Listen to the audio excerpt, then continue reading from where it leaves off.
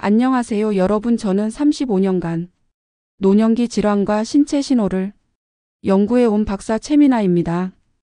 오늘은 정말 중요한 이야기를 해드리려고 합니다. 왜 손바닥이 유독 밤에 가려울까요? 왜 발가락 사이 가려움이 무좀처럼 쉽게 낫지 않을까요? 왜 등과 허벅지 안쪽이 이유 없이 가려울까요? 많은 분들이 그냥 나이 들어서 그런가 보다 하고 넘어가시는데, 사실 이 질문들의 답은 우리 몸속 장기에서 보내는 경고 신호에 있습니다. 저는 지난 35년 동안 수많은 어르신들을 만나면서 이런 작은 신호들이 얼마나 중요한지 깨달았습니다. 가려움이라는 건 단순히 긁으면 되는 문제가 아닙니다. 특히 특정 부위에 지속적으로 나타나는 가려움은 우리 몸이 보내는 마지막 경고일 수 있어요. 이 신호를 무시하면 생명을 위협하는 상황으로 번질 수 있습니다.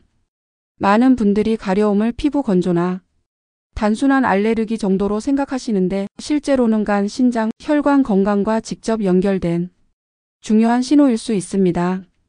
오늘 영상 끝까지 보시면 가려움이 단순한 피부 문제가 아니라 몸속 깊은 곳에서 보내는 SOS 신호라는 걸 알게 되실 겁니다.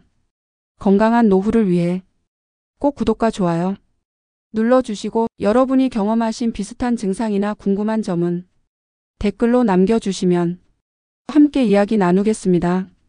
얼마 전 제 가족 중 김영자 70세 어머니 이야기를 들려드리고 싶습니다. 평소엔 건강하시다고 생각했는데 몇 달 전부터 밤마다 손바닥이 불타는 듯 가려워서 잠을 제대로 이루지 못하셨습니다.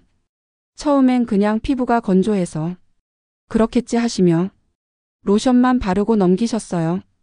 하지만 몇 달이 지나도 전혀 나아지지 않았습니다. 오히려 가려움이 점점 더 심해져서 밤새 긁어서 상처가 날 정도였거든요. 제가 어머니께 한번 검사를 받아보시라고 권했는데 처음엔 별거 아니라고 미루셨어요. 결국 검사를 받아보니 간 수치가 크게 올라 있었고 담석이 원인이었습니다. 조기 발견 덕분에 지금은 건강을 회복하셨지만, 만약 조금만 더 늦었다면 큰 위기를 겪으실 뻔했습니다. 그때 저는 깨달았어요. 우리 몸이 보내는 이런 작은 신호들을 절대 무시하면 안 된다는 걸 말이죠. 오늘 이 영상에서 말씀드릴 내용은 여러분의 건강관리 방식을 완전히 바꿀 수 있는 중요한 지혜입니다. 이 이야기를 끝까지 들어야 전체 흐름을 알 수 있고 실천하셔야만 진정한 변화를 경험할 수 있습니다. 끝까지 보시면 왜 지금부터 가려움을 무심코 넘기면 안 되는지 분명히 깨닫게 되실 겁니다. 끝까지 보지 않으시면 가장 중요한 자가 진단법을 놓치게 됩니다. 마지막에 나올 단 하나의 습관이 모든 것을 바꿀 수 있어요. 이렇게 작은 신호만 알아채도 완전히 달라질 수 있습니다. 그래서 이제는 우리 일상에서 장기 이상을 알리는 가려움 신호들을 하나씩 자세히 짚어보겠습니다. 첫 번째로 말씀드릴 부위는 손바닥과 발바닥입니다. 많은 분들이 손바닥이나 발바닥이 가려우면 그냥 피부가 건조해서 그런가 보다 하고 넘어가시는데, 이 부위의 가려움은 간 기능 이상과 담즙 정체를 알리는 중요한 신호일 수 있어요. 한국간학회 자료에 따르면 담즙 배출에 장애가 생기면 손발바닥 가려움이 주요 증상으로 나타난다고 발표했습니다. 왜 이런 일이 생기는 걸까요? 간에서 만들어진 담즙이 제대로 배출되지 않으면 혈액 속에 담즙산이 쌓이게 되고, 이것이 말초 신경을 자극해서 특히 손바닥과 발바닥에 심한 가려움을 일으키는 거예요. 제가 만난 이순자 69세 님도 비슷한 경험을 하셨어요. 밤마다 손바닥이 불타듯 가려워서 잠을 이루지 못하셨는데, 처음엔 단순히 혈액순환이 안 돼서 그런가 보다 하고 넘기셨거든요. 하지만 2주가 지나도 전혀 나아지지 않아서 검사를 받아보니 담낭의 결석이 발견됐어요. 이런 증상이 있으시면 어떻게 해야 할까요? 우선 2주 이상 지속되면 반드시 혈액검사와 간 초음파 검사를 받아보셔야 합니다. 그리고 간 건강을 위해서는 저녁 10시 이전에 잠자리에 드시는 습관을 기르시는 게 중요해요. 여기서 주의할 점은 이런 가려움은 아무리 보습제나 연고를 발라도 해결되지 않는다는 겁니다. 혹시 요즘 손바닥이나 발바닥 가려움 때문에 밤잠 설치신 적 있으신가요? 그렇다면 절대 그냥 넘기지 마시고 꼭 검사를 받아보시기 바랍니다. 두 번째로 주의 깊게 살펴봐야 할 부위는 발가락 사이와 발목 부분입니다. 이 부위에 가려움이 계속되면 대부분 무좀이라고 생각하기 쉬운데 사실은 당뇨로 인한 혈액, 순환 장애의 신호일 수 있어요. 대한당뇨학회에서 발표한 자료를 보면 당뇨 환자의 40% 이상이 발 가려움이나 감각 저하를 경험한다고 나와 있습니다. 왜 이런 일이 생기는 걸까요? 혈당이 지속적으로 높으면 말초 혈관에 손상이 오고 특히 발가락과 발목 같은 말단 부위에 혈액 공급이 원활하지 않게 되면서 가려움과 함께 저림, 감각, 저하 등이 나타나는 거예요. 김철수 61세님의 경우를 말씀드리면 8개월 동안 발가락 사이 가려움을 무좀이라고 생각하고 계속 무좀 약만 바르셨어요. 하지만 전혀 나아지지 않아서 제게 상담을 요청하셨는데 혈당 검사를 권했더니 당뇨 판정을 받으셨거든요. 다행히 초기에 발견해서 지금은 혈당 관리를 잘하고 계세요. 이런 증상이 있으실 때는 어떻게 관리하시면 좋을까요? 우선 발을 항상 청결하고 건조하게 유지하시는 게 기본이에요. 그리고 매일 5분씩 발가락 벌리기 운동을 해주시면 혈액순환에 도움이 됩니다. 무엇보다 정기적인 혈당 검사를 받으시는 게 중요해요. 여기서 주의할 점은 무좀약이나 연고만 반복해서 사용해도 낫지 않으면 반드시 혈당 검사를 받아보셔야 한다는 겁니다. 여러분도 무좀이라 생각했는데 계속 낫지 않는 경험 있으신가요? 세 번째로 말씀드릴 부위는 등과 허벅지 안쪽입니다. 이 부위에 특별한 이유 없이 가려움이 계속되면 신장 기능 저하로 혈액 내에 노폐물이 쌓여서 나타나는 증상일 수 있어요. 서울대 병원에서 연구한 결과를 보면 신부전 환자의 50% 이상이 가려움 증상을 호소한다고 나와 있습니다. 신장은 우리 몸의 노폐물을 걸러내는 역할을 하는데 신장 기능이 떨어지면 독성 물질들이 혈액에 쌓이게 되고 이것이 신경을 자극해서 가려움을 일으키는 거예요. 박영희 73세님도 6개월 동안 등과 허벅지 가려움으로 고생하셨어요. 처음엔 그냥 나이 들어서 피부가 예민해진 거라고 생각하셨는데 가려움이 너무 심해져서 밤에 잠을 제대로 이루지 못하셨거든요. 검사 결과 신장 기능이 많이 떨어져 있다는 진단을 받으셨어요. 이런 증상이 있으실 때는 특히 소변에 이상이 있거나 얼굴이나 발이 붓는 증상이 함께 나타나면 즉시 신장 기능 검사를 받으셔야 합니다. 평소 수분을 섭취할 때는 한 번에 많이 마시지 마시고 천천히 조금씩 나누어서 드시는 게 좋아요. 여기서 중요한 건 이런 가려움은 일반적인 연고나 가려움 완화제로는 효과가 없다는 점입니다. 혹시 요즘 이유 없는 등 가려움으로 밤잠 설치시는 분 계신가요? 그렇다면 꼭 검사를 받아보시기 바랍니다. 이렇게 세 가지 부위의 가려움은 모두 단순한 피부 문제가 아니라 몸속 중요한 장기들이 보내는 긴급한 경고 신호입니다. 이런 신호들을 조기에 알아차리면 큰 병을 미리 예방할 수 있어요. 그렇다면 이제 반대로 어떻게 하면 이런 위험한 신호들을 미리 차단하고 건강을 지킬 수 있을까요? 이어서 일상에서 바로 실천할 수 있는 구체적인 방법들을 알려드리겠습니다.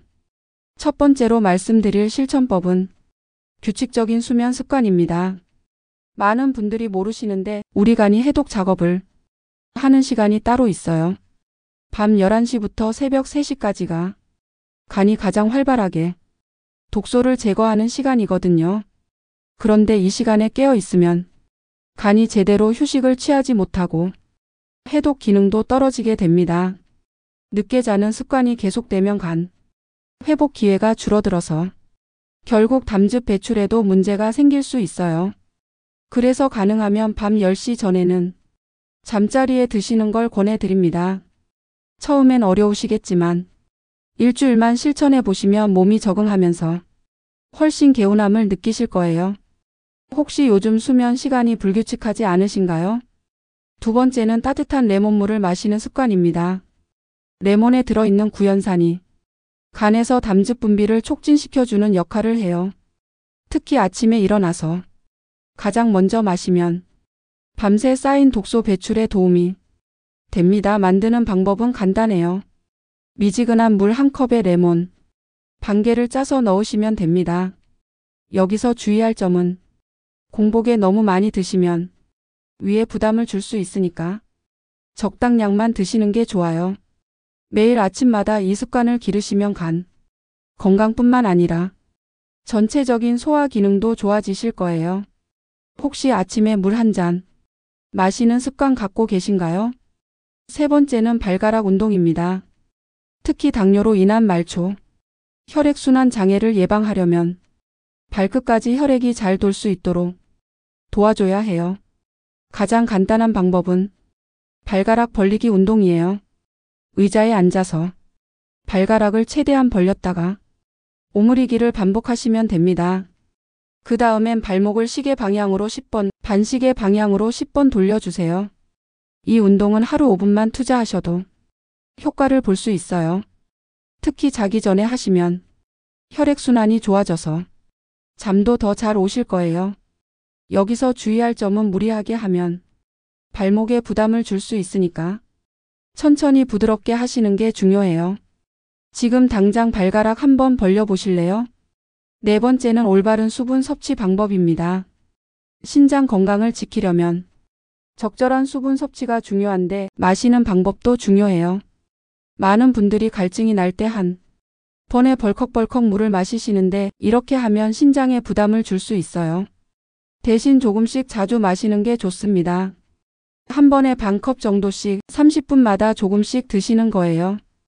또 중요한 건 물의 온도인데 너무 차가운 물보다는 미지근한 물이 신장에 부담을 덜 줍니다.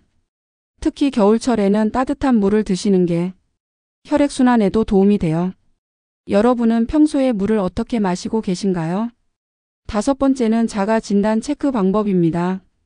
병원에 가기 전에 집에서도 간단하게 몸의 신호를 확인할 수 있는 방법들이 있어요. 먼저 손바닥 온도를 체크해 보세요. 평소보다 유독 뜨겁거나 열감이 느껴지면 간 기능을 의심해 볼 필요가 있어요. 발가락 색깔도 중요한 신호인데 창백하거나 푸르스름하면 혈액순환에 문제가 있을 수 있습니다. 또 아침에 일어났을 때 얼굴이나 발목이 붓는지도 확인해 보세요.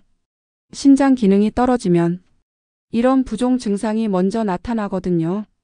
이런 간단한 체크를 하루 5분만 투자해서 하시면 몸의 변화를 빨리 알아차릴 수 있어요.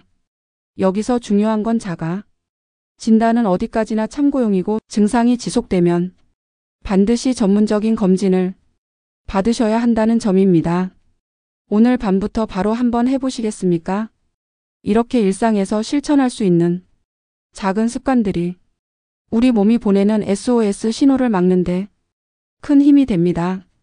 특별히 어려운 게 아니라 조금만 관심을 갖고 꾸준히 하시면 되는 것들이에요. 이제 오늘 내용을 정리하면서 마무리하겠습니다. 오늘 말씀드린 세 부위의 가려움 다시 한번 정리해 드리겠습니다. 손바닥과 발바닥의 가려움은 간이 보내는 위험 신호였고 발가락과 발목의 가려움은 혈당 이상을 알리는 경고였으며 등과 허벅지 가려움은 신장이 보내는 마지막 신호일 수 있다고 말씀드렸어요. 잘못된 상식과 올바른 관리법을 비교해보면 이렇습니다. 잘못된 상식은 가려움은 나이 들어서 생기는 당연한 피부 문제라고 생각하는 거예요. 그래서 그냥 연고만 바르고 넘어가시는 분들이 많습니다. 하지만 올바른 관리법은 가려움 뒤에 숨겨진 장기의 신호를 놓치지 않는 것입니다. 특정 부위에 지속되는 가려움은 단순한 피부 문제가 아니라 간, 신장, 혈관 건강과 직결된 중요한 경고라는 걸 아셔야 해요. 잘못 관리했을 때의 위험성을 보면 이런 신호들을 계속 무시하면 간경화, 당뇨, 합병증, 만성 신부전 같은 치명적인 질병으로 발전할 수 있습니다. 한번 이런 단계에 이르면 치료가 어렵고 평생 관리해야 하는 상황이 되죠. 반대로 제대로 관리했을 때의 효과를 보면 조기에 발견해서 적절한 치료와 생활 습관 개선을 하면 건강을 완전히 회복할 수 있어요. 제가 만난 많은 분들이 이런 작은 신호들을 놓치지 않고 조기에 대처해서 건강한 노년을 보내고 계시거든요. 오늘 당장 실천할 수 있는 단 하나의 제안을 드리자면 자기 전에 손바닥과 발바닥, 발가락 사이 그리고 등과 허벅지를 꼼꼼히 살펴보는 거예요. 단 5분만 투자해도 몸이 보내는 신호를 놓치지 않을 수 있습니다. 오늘 밤부터 이 습관을 시작해 보세요. 거울 앞에 서서 몸의 변화를 차근차근 살펴보시고 평소와 다른 점이 있으면 작은 수첩에라도 적어두시기 바랍니다. 이런 작은 관심이 여러분의 건강을 지키는 가장 확실한 방법이에요. 제가 35년간 연구하면서 깨달은 가장 중요한 진실은 우리 몸은 절대 거짓말을 하지 않는다는 것입니다. 몸이 보내는 신호를 제때 알아차리고 대응하는 분들은 건강한 100세 시대를 맞이할 수 있어요. 다음 영상에서는 노년기에 가장 흔하게 나타나는 가슴 두근거림이 심장 질환과 어떻게 연결되는지 그리고 위험한 두근거림과 괜찮은 두근거림을 구별하는 방법에 대해 자세히 말씀드리겠습니다. 심장 건강도 이런 작은 신호들로 미리 알 수 있거든요. 마지막으로 당부드리고 싶은 말씀은 건강은 하루아침에 나빠지는 게 아니라는 겁니다. 늘 우리 몸이 미리미리 신호를 보내주거든요. 그 신호를 놓치지 않고 적절히 대응하시면 언제까지나 건강하게 지내실 수 있어요. 여러분, 오늘 말씀드린 내용 중에서 어떤 부분이 가장 공감되셨나요? 혹시 비슷한 증상을 경험하신 적이 있으시거나 궁금한 점이 있으시면 댓글로 남겨주세요. 여러분의 소중한 경험담이 다른 분들에게도 큰 도움이 될 거예요. 다음 영상 준비에도 큰 힘이 됩니다. 원래 못 자는 거조라는 질문에 다른 답을 드리려고 여러분을 찾아왔습니다. 혹시 새벽 3시에 문득 눈이 떠져서 천장만 바라보며 한숨 쉬신 적 있으신가요? 아니면 잠자리에 누워도 1시간, 2시간이 지나도록 잠이 오지 않아 답답하셨던 경험이 있으실 텐데요. 많은 분들이 이런 상황을 겪으면서 이렇게 생각하십니다.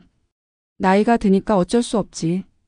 하지만 저는 20년 넘게 수면 상담을 하면서 하나의 확신을 갖게 되었습니다.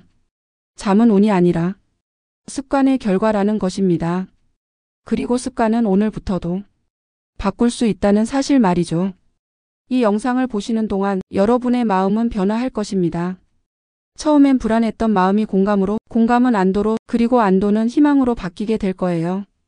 지금부터 제가 직접 상담하며 확인했던 길을 여러분과 천천히 걸어보겠습니다. 준비되셨다면 오늘 밤을 바꾸는 첫 장을 함께 열어볼까요? 저도 진료실에서 나이가 드니 잠이 줄었어요라는 말을 매일 듣습니다. 그 한마디 속에는 포기와 체념이 섞여 있죠. 어쩔 수 없다는 생각으로 저는 수면제에 의존하거나 아예 잠 못 드는 밤을 당연하게 받아들이시는 분들을 보면 참 안타깝습니다. 하지만 여러분께 꼭 말씀드리고 싶은 것이 있습니다. 결론부터 말하면 잠을 방해하는 주범은 나이 자체가 아니라 생활 습관입니다. 나이가 들면서 자연스럽게 생긴 작은 변화들, 예를 들어 늦은 시간에 자극에 더 민감해지거나 불규칙한 리듬이 쌓이고 작은 불안들이 모여서 새벽 각성으로 나타나는 것뿐이에요. 혹시 여러분도 이런 생각 해보신 적 없으신가요? 왜 하필 새벽마다 깨서 아침까지 뒤척여야 할까요? 그 답을 찾기 위해 경기도 광주에 사는 박정혜님의 이야기를 들려드리겠습니다. 박정혜님은 올해 75세인데 무려 12년간 수면제 없이는 잠들지 못하는 상황이었습니다. 처음 상담실에 오셨을 때 그분의 표정은 정말 지쳐 보였어요. 밤마다 2-3시간씩 뒤척이다가 새벽 4시쯤 깨면 그대로 아침이 되는 일이 반복되니까 낮에도 기력이 없고 작은 일에도 짜증이 나신다고 하셨습니다. 우리는 먼저 그분이 무엇을 먹고 언제 눕고 무엇을 걱정하는지를 함께 기록해 보기로 했습니다. 처음엔 별것 아닌 것 같아 보이는 일들이었어요.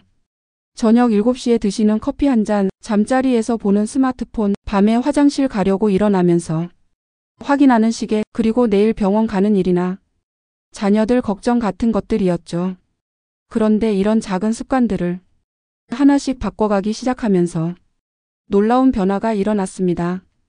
우선 오후 2시 이후에는 카페인을 완전히 끊으셨고 침실에서 스마트폰을 멀리 두셨어요. 저녁엔 가벼운 허브차를 마시고 잠들기 전에 그날의 걱정거리를 노트에 적어서 머리맡 서랍에 넣는 의식을 만드셨습니다. 첫 주에는 큰 변화가 없었어요. 하지만 2주가 지나면서 새벽에 깨는 횟수가 줄어들기 시작했고 한 달 후에는 밤새 한 번도 깨지 않고 아침을 맞는 날들이 늘어났습니다. 3개월이 지난 지금 그분은 수면제 없이도 밤 10시에 누워서 30분 안에 잠들고 아침 6시까지 푹 주무시고 계세요. 박정혜 님이 저에게 하신 말이 아직도 기억납니다. 나이 탓이라고 생각하고 포기했는데 작은 습관들을 바꾸니까 20년 전 잠이 돌아왔다고 하시더라고요. 그때 저도 다시 한번 확신했습니다. 좋은 잠은 나이와 상관없이 누구에게나 가능하다는 것을요. 해결의 시작은 올바른 진단입니다. 나는 나이 때문에 못 자는 게 아니다라는 문장을 오늘부터 마음속 기준으로 삼으세요. 그 다음에는 일과표처럼 수면을 관리합니다. 잠든 시각과 깬 시각, 밤중에 무엇을 했는지를 일주일만 기록해도 개선점이 선명해집니다. 실천할 수 있는 구체적인 방법을 알려드릴게요. 첫째, 오늘 밤부터 수면 일지를 써보세요. 간단하게 잠든 시각과 깬 시각, 중간에 깬 이유, 그리고 카페인이나 운동, 약을 먹은 시간을 적으면 됩니다. 둘째, 잠자기 전에 오늘 내가 바꾼 한 가지를 소리 내어 말해보세요. 작은 성공이 내일의 변화를 만들어냅니다. 왜 하필 새벽 3시에 깰까요? 라는 질문을 정말 자주 받습니다. 신기하게도 대부분의 분들이 비슷한 시간대에 잠에서 깨시거든요. 이것은 우연이 아닙니다. 작은 습관들이 합쳐져서 같은 시각의 각성을 유발하기 때문입니다. 새벽 각성의 대표적인 원인들을 말씀드릴게요. 먼저 오후 늦게 마신 카페인이 체내에 남아있는 경우가 많습니다. 커피나 홍차는 물론이고 초콜릿 일부 감기약에도 카페인이 들어있거든요. 그리고 이뇨제나 혈압약 같은 약물의 복용 시간이 밤중 각성을 도와주기도 합니다. 침대에서 스마트폰을 보거나 시계를 자꾸 확인하는 습관도 문제예요. 밝은 화면은 잠을 방해하는 호르몬을 분비시키고 시계를 보는 순간 몇 시간 못 자겠네라는 스트레스가 생기죠. 낮 활동이 부족하거나 저녁을 너무 늦게 드시거나 과식하시는 것도 숙면을 방해합니다. 마지막으로 숨이 막히는 수면 무호흡까지, 이런 작지만 강력한 7가지 요소들이 여러분의 잠을 훔쳐가고 있습니다. 혹시 여러분도 밤마다 화장실 때문에 잠이 깬다면 이런 경험이 있으실 거예요. 전주에 사는 이도현님 이야기를 들려드릴게요. 이도현님은 68세이시고 밤마다 2~3번씩 화장실에 가느라 잠을 설치셨습니다. 한 번 깨면 다시 잠들기까지 1시간은 좋게 걸리니까 실제로 잠자는 시간은 서너 시간 정도밖에 되지 않았어요. 낮에는 졸려서 깜빡깜빡 조시고 집중력도 떨어지고 기분도 우울해지셨다고 하더라고요. 처음에는 나이가 들어서 그런가 보다 하고 체념하고 계셨는데 상담을 받으시면서 원인을 찾아보기로 했습니다. 그분은 고혈압과 당뇨가 있어서 여러 가지 약을 드시고 계셨는데 그 중에 이뇨 성분이 들어간 혈압약을 저녁에 드시고 계셨어요. 의사 선생님과 상의해서 그 약을 아침 복용으로 바꾸기로 했습니다. 동시에 저녁 6시 이후에는 물 섭취를 줄이시고 대신 오후에 충분히 수분을 보충하시도록 했어요. 그리고 잠자기 2시간 전에는 반드시 화장실을 다녀오시는 습관도 만드셨습니다. 침실 온도도 조금 낮춰서 깊은 잠을 유도하고 잠자리에서 일어날 때는 급하게 움직이지 마시고 천천히 일어나시도록 당부드렸죠. 놀랍게도 첫 주부터 중간 각성이 거의 사라졌습니다. 가끔 한번 깨기는 하지만 금방 다시 잠들 수 있게 되었고 2주 후부터는 밤새 깨지 않고 주무시는 날이 더 많아졌어요. 한 달 후에 다시 만났을 때 그분의 표정이 완전히 달라져 있었습니다. 잠을 제대로 자니까 낮에 기운이 생기고 취미 활동도 다시 시작하시게 되었다고 하시더라고요. 이도현님 사례에서 중요한 점은 약간의 시간 조정만으로도 큰 변화가 가능하다는 것입니다. 나이 때문이라고 포기하지 마시고 작은 원인들을 하나씩 해결해 나가시면 분명히 좋아질 수 있어요. 해결책은 빼기에서 시작됩니다. 오후 2시 이후에는 모든 카페인을 금지하고 침실에서는 스마트폰을 멀리 두세요. 시계는 뒤집거나 다른 방으로 옮기는 것이 좋습니다. 저녁은 취침 3시간 전에 가볍게 드시고 낮에는 햇빛과 30분 산책으로 생체 리듬을 정상화해 주세요. 코골이나 무호흡이 의심되신다면 검사를 미루지 마시고 꼭 받아보시기 바랍니다. 실천 팁을 알려드릴게요. 첫째, 오후 2시 커트라인을 정하세요. 그 이후에는 모든 카페인 음료를 보리차나 허브차로 대체하는 겁니다. 둘째, 오늘부터 침실 2m 룰을 적용해 보세요. 침대에서 스마트폰과 충전기, 디지털 시계를 2m 이상 떨어뜨려 두는 것입니다. 많은 분들이 이런 말씀을 하십니다. 낮에는 별거 아닌데 밤만 되면 가슴이 두근거려요. 정말 공감되는 말씀이에요. 밤에 내는 스트레스 신호에 더 민감하게 반응합니다. 조용한 밤에는 작은 소리도 크게 들리듯이 작은 걱정도 크게 느껴지거든요. 시계를 보는 순간 이제 몇 시간 못 자겠네라는 생각이 불을 붙이죠. 혹시 여러분도 이런 경험 있으시지 않나요? 잠자리에 누우면 갑자기 내일 병원 검사 결과는 어떨까? 자녀들은 잘 지내고 있을까? 통장 잔고는 충분할까? 하는 생각들이 꼬리에 꼬리를 물고 이어진다면요? 이때 필요한 것은 억지로 잊으려고 노력하는 게 아닙니다. 생각을 머릿속에서 바깥으로 옮기는 일이에요. 머릿속에서 맴도는 생각은 자꾸 커지지만 종이에 적힌 생각은 멈춥니다. 이것이 바로 걱정을 다루는 핵심 원리예요. 부산에 사는 김명자님이 변화 과정을 들려드릴게요. 김명자님은 72세이시고 새벽마다 자녀들 걱정과 건강 걱정이 밀려와서 잠을 놓치셨습니다. 첫째 아들이 사업이 어렵다고 하니까 밤마다 그 걱정을 하시고 둘째 딸이 직장에서 스트레스 받는다고 하면 그것도 걱정이 되시고 본인의 혈압약이나 당뇨약 부작용은 없을지도 계속 생각나신다고 하셨어요. 특히 새벽 2시나 3시에 깨면 그때부터 아침까지 이런 걱정들이 머릿속을 빙글빙글 돌았습니다. 그러다 보니 잠을 제대로 못 자서 낮에는 피곤하고 짜증이 나고 실제로는 별일 아닌 일들도 더 크게 걱정이 되는 악순환이 반복되었어요. 우리는 김명자님과 함께 걱정 일기 쓰기를 시작했습니다.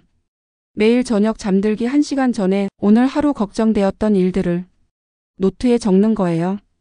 그냥 마구 적는 게 아니라 3단계로 나누어서 적었습니다.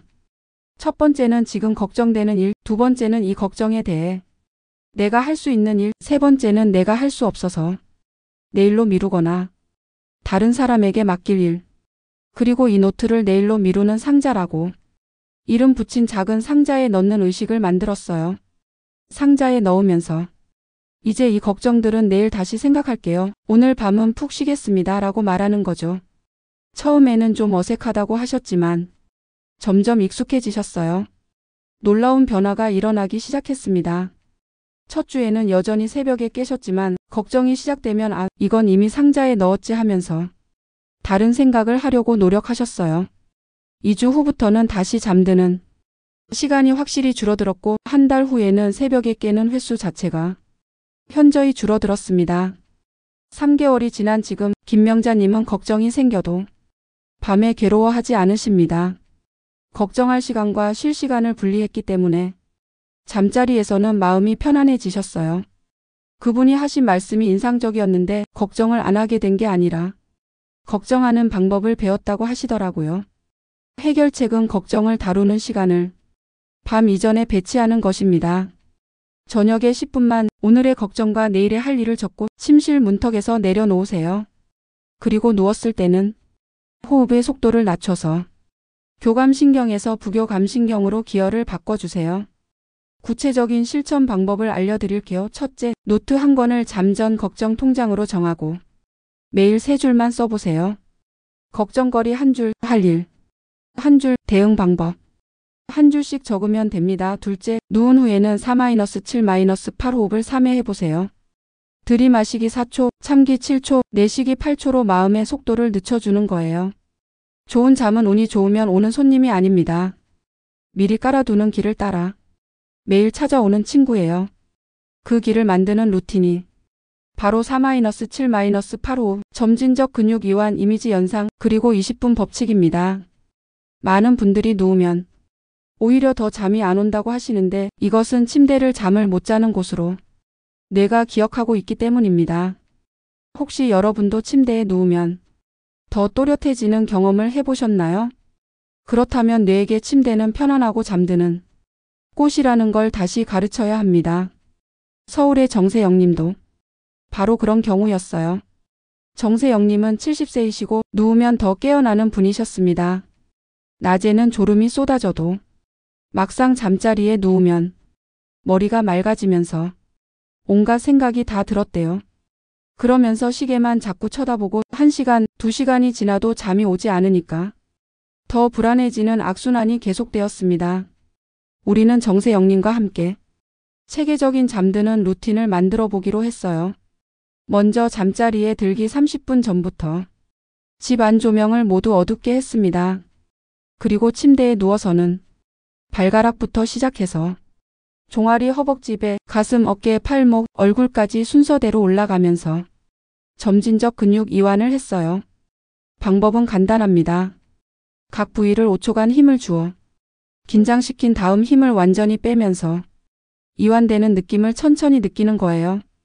발가락에 힘을 주었다가 팩 풀어주고 종아리를 긴장시켰다가 완전히 늘어뜨리고 이런 식으로 몸 전체를 이완시켜 나가는 겁니다.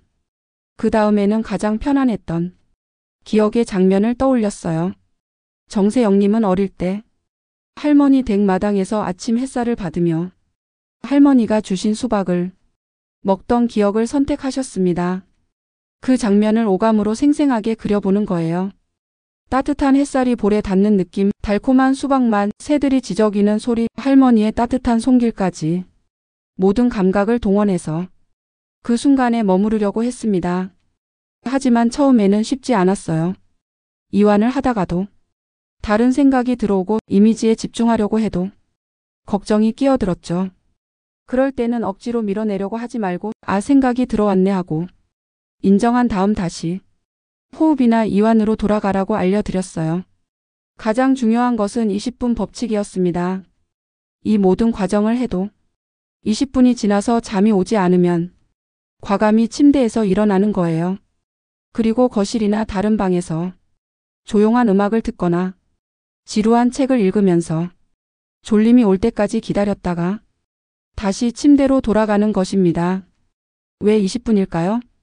침대와 잠이 안 오는 고통을 연결하지 않기 위해서입니다. 침대는 잠드는 곳이라는 인식을 심어주려면 침대에서는 잠들거나 아니면 나오거나 둘 중 하나여야 해요. 중간에 뒤척이면서 괴로워하는 시간을 없애는 것이 핵심입니다. 정세영님은 처음 일주일 동안 거의 매일 침대에서 일어나셨어요. 하지만 포기하지 않고 계속 반복하셨죠. 2주 차부터 침대에서 나오는 횟수가 줄어들기 시작했고 한 달 후에는 대부분의 날에 20분 안에 잠들 수 있게 되었습니다. 지금은 누우면 10분에서 15분 안에 자연스럽게 잠이 와요. 그분이 하신 말씀이 기억에 남습니다. 처음에는 이상한 방법이라고 생각했는데 해보니까 몸과 마음이 잠들 준비를 하는 시간이었다고 하시더라고요.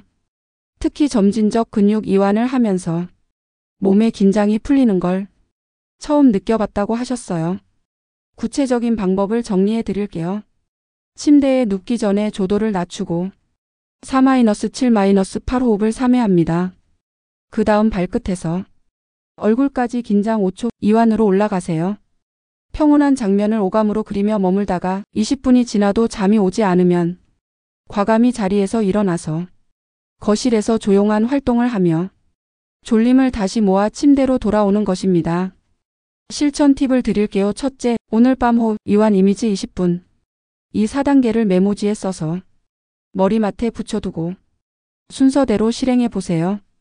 둘째, 일주일간 잠드는 시간과 중간 각성, 기상시 개운함을 0점에서 10점으로 기록해서 루틴의 효과를 확인해 보시기 바랍니다. 여러분, 좋은 잠은 나이에 상관없는 회복력의 기술입니다. 우리가 바꾸는 건 밤 한순간이 아니라 내일의 기분과 움직임, 그리고 주변 사람들과의 관계까지 모든 것입니다. 잠을 잘 자면 인생이 달라져요. 혹시 여러분도 작은 변화가 과연 큰 차이를 만들 수 있을까? 의문을 가지고 계시나요? 춘천의 송미숙님 이야기를 들려드리면서 그 답을 전해드리고 싶습니다. 송미숙님은 74세이시고 저녁 한 잔 커피를 가장 아끼셨습니다. 하루 종일 집안일 하시고 저녁 8시쯤 드시는 그 커피 한 잔이 유일한 휴식 시간이라고 하셨어요.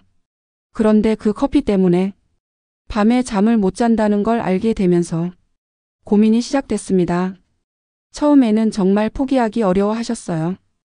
60년 넘게 커피를 마셔온 분인데 갑자기 끊으라고 하니 마치 소중한 친구와 헤어지는 것 같다고 하시더라고요. 하지만 잠 못 이루는 고통이 더 크다는 걸 아시니까 조금씩 바꿔보기로 하셨습니다. 우리는 단계별 계획을 세웠어요. 첫 주에는 저녁 커피를 오후 2시로 당기는 것부터 시작했습니다. 그리고 저녁 시간에는 따뜻한 보리차나 캐모마일 차를 드시기로 했죠. 처음에는 허전하다고 하셨지만 보리차에 꿀을 조금 넣으니까 생각보다 괜찮다고 하시더라고요. 두 번째 주부터는 저녁 산책을 추가했습니다. 처음에는 10분 정도만 동네 한 바퀴 도시다가 점점 20분, 30분으로 늘려갔어요. 산책하면서 보리차 효과도 더 좋아지고 몸도 적당히 피곤해져서 잠자리에 누우면 더 편안해졌다고 하셨습니다. 한 달이 지나면서 놀라운 변화가 나타났습니다. 새벽에 깨는 횟수가 확실히 줄어들었고 다시 잠드는 시간도 빨라졌어요. 그런데 더 놀라운 건 잠 이외의 변화였습니다. 아침에 일어나면 기분이 좋아지고 낮에도 피로감이 덜하고 무엇보다 성격이 밝아지셨다는 거예요. 가족들도 엄마가 많이 밝아지셨다고 하고 이웃분들과 대화할 때도 웃음이 많아졌다고 하시더라고요. 송미숙님 본인도 깜짝 놀라셨어요. 단지 커피 한 잔을 보리차로 바꾸고 산책 20분을 추가한 것뿐인데 삶이 이렇게 달라질 줄은 몰랐다고 하셨습니다. 3개월이 지난 지금 그분은 저녁 보리차가 커피보다 더 좋다고 말씀하세요. 몸에도 좋고 잠도 잘 오고 무엇보다 다음 날이 개운하니까 훨씬 만족스럽다고 하시거든요. 작은 변화가 만든 기적 같은 일이었죠. 송미숙님의 변화에서 중요한 것은 단계적 접근이었어요. 한꺼번에 모든 걸 바꾸려고 하지 않고 하나씩 천천히 적응해 나간 것이 성공의 비결이었습니다. 그리고 새로운 습관으로 대체한 것도 중요했어요. 커피를 그냥 끊기만 한 게 아니라 보리차라는 대안을 찾은 거죠. 앞으로의 계획을 이렇게 추천드립니다. 1주 차에는 카페인과 스마트폰, 시계 보기를 정리하세요. 2주 차에는 걱정 일기와 호흡, 이완 루틴을 만들어 보시고 3주 차에는 저녁 식사와 산책을 고정해 보세요. 4주 차에는 무호흡이나 약 복용 시간 등 전문적인 검사가 필요한지 점검해 보시기 바랍니다. 기억하세요. 우리는 오늘 하나만 바꾸면 됩니다. 그 하나가 내일의 둘, 모레의 셋을 불러옵니다. 작은 실천은 늘 생각보다 멀리 갑니다. 여러분의 잠도 그렇습니다. 실천 방법을 구체적으로 알려드릴게요. 첫째, 오늘의 한 가지를 지금 정해서 메모하고 취침 전에 냉장고에 붙여두세요. 매일 보면서 실천 의지를 다지는 거예요. 둘째, 아침에 일어나서 어제의 성공 한 가지를 체크하고 스스로에게 잘했다고 칭찬해 주세요. 작은 성취감이 다음 실천의 동력이 됩니다. 오늘 우리는 불안에서 시작해서 공감과 안도를 지나 희망으로 걸어왔습니다. 이 희망은 막연한 위로가 아닙니다. 오늘 밤 여러분의 행동으로 증명될 사실입니다. 잠은 다시 배울 수 있습니다. 나이가 몇 살이든 얼마나 오랫동안 못 잤든 상관없어요. 그리고 여러분은 이미 시작하셨습니다. 이 영상을 끝까지 보신 것만으로도 변화의 첫걸음을 내디딘 거예요.